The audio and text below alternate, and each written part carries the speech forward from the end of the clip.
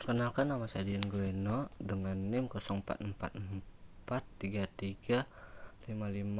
UPBJB asal Pekanbaru. Di sini saya akan membuat basic data rumah sakit. Di sini saya percepat saja videonya.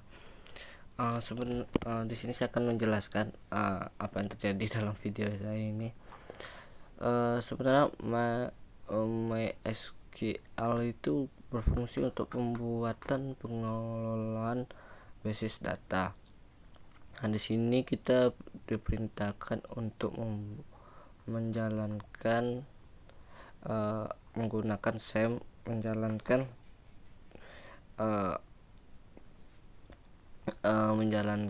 tabel dokter, pasien, administrasi yang sesuai dengan gambar tugas yang telah diberikan.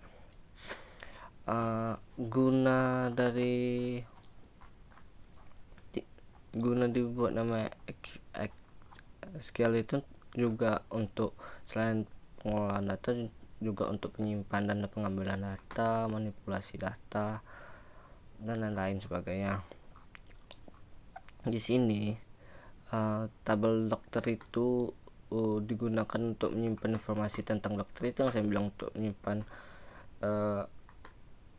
menyimpan data, menyimpan informasi tentang dokter yang bekerja, dan tabel pasien juga begitu sebaliknya. Tanggal lahir, riwayat medis, dan sebagainya.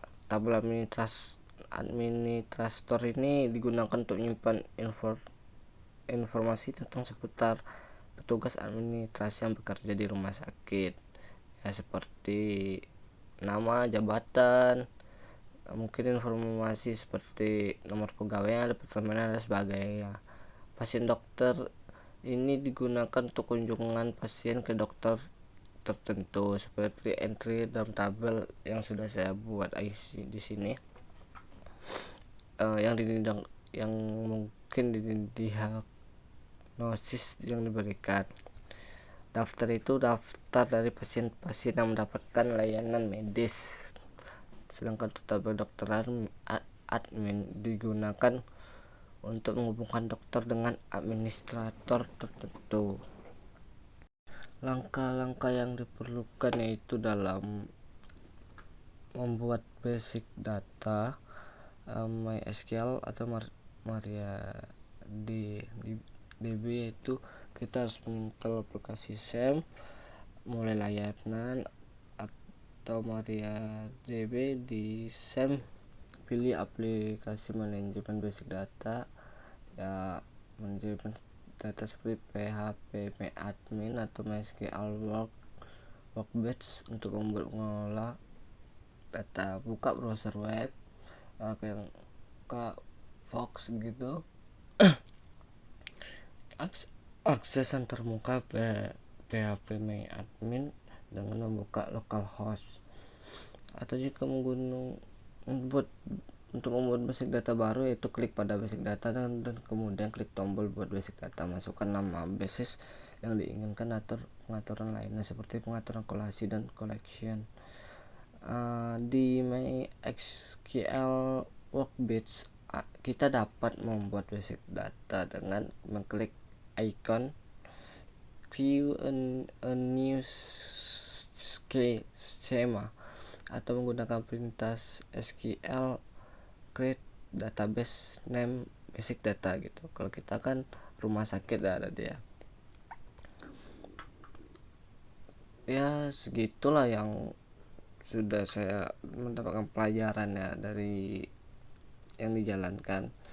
Dan juga kita definisikan kolom tabel, tambahkan data ke tabel, jalankan course dan perintah SQL dengan select, insert, update, delete, dan lain-lainnya gitu. Dan inilah IR di rumah sakit, SQL basic data yang sudah siap gitu. Dan inilah hasilnya yang sudah siap. Dan juga setiap tabel itu ada fungsi dan kegunaannya yang saya bilang di awal tadi. Itu ada fungsi dan kegunaannya. Setiap tabel itu ada fungsi kegunaannya.